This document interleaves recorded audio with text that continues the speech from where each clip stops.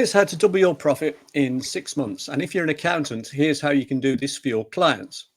You need to understand some key numbers. The first one is gross margin, which is the difference between your price and the cost of goods sold, the direct cost of whatever it is you're selling or providing.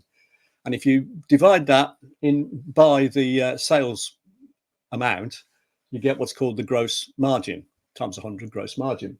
So if you're making £40 profit on £100 that you sell, that's a gross margin of 40%. The next one is your sales, and sales is made up of the frequency with which your customers buy times the number of customers times the price they pay each time. That gives you your sales. And if you multiply the gross margin by sales, that gives you your gross profit. Then if you take off the overheads, you end up with your net bottom line profit.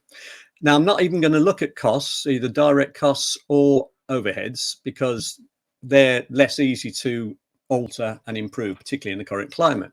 But I am going to look at things you can alter: your average price, the number of customers you've got, and the frequency they buy. Now, your average price, you can put your prices up, or you could do things like have different offerings for different segments of your customers or clients, different value propositions. So some of them pay you more than the standard price, and you'll find that a fair proportion would do that. The number of customers, if you nurture all the prospects for your product or service along what's called the buyer's journey, you'll end up with a lot more of them coming to you than if you don't nurture them. So you need a proper system in place to identify them when they first show interest, and then to provide information along the buyer's journey to nurture them so that when they do come to buy, they buy from you. Typically at any given time, 1 to 3% are now buyers. The rest need to be nurtured along the buyer's journey. And the frequency, you can improve that by having regular communications, regular offers, but also by having what's called a cross-sell, which is but when they buy from you for one thing, they buy another thing as well. So if you're a professional service like an accountant, when they're doing their accounts and their tax, you could also be offering them business growth advice so that they subscribe and buy that from you as well. Now, those three things that I've asterisked there. One other thing with customers, by the way, is you can improve the number of customers year on year by reducing the number that leave. And you can reduce the number that leave by having regular communication with them, regular offers. And you can actually attract back to previous customers by what's called a customer reactivation offer, or a client reactivation offer. That works really well. I'll explain that on another day. What I've done here is I've asterisked the three key numbers, and what we're going to do is look at the effect of just making a small 10% improvement in each.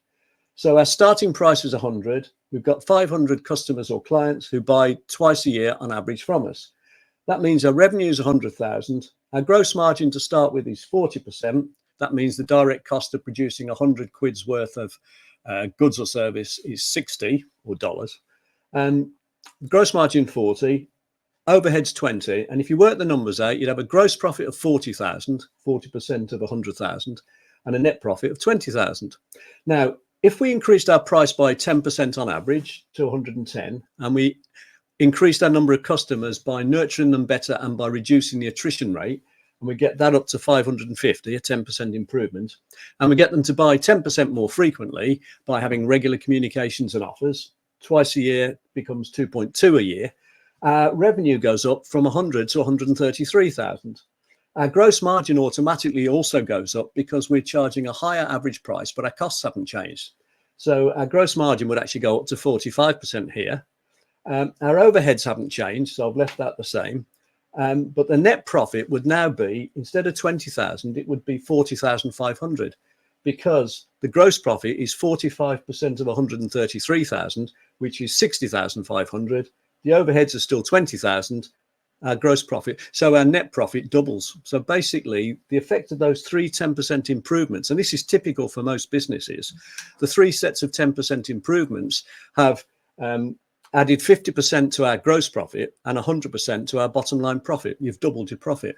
Now, 10%. So if you thought about, say, devoting an hour a week or even more, but certainly an hour a week to working on your business, which a lot of small business owners don't do, could you make, you're talking about less than a 1% improvement a week in each of these numbers, in one of these key numbers. 3 lots of 10% is 30%, 50 weeks a year. You're not going to work all of them, but So less than 1% a week would get you the 3 lots of 10%, which will get you the doubling of the bottom line profit. If you're interested in finding out how to do that, obviously get in touch. My website is bernardkeevy.com.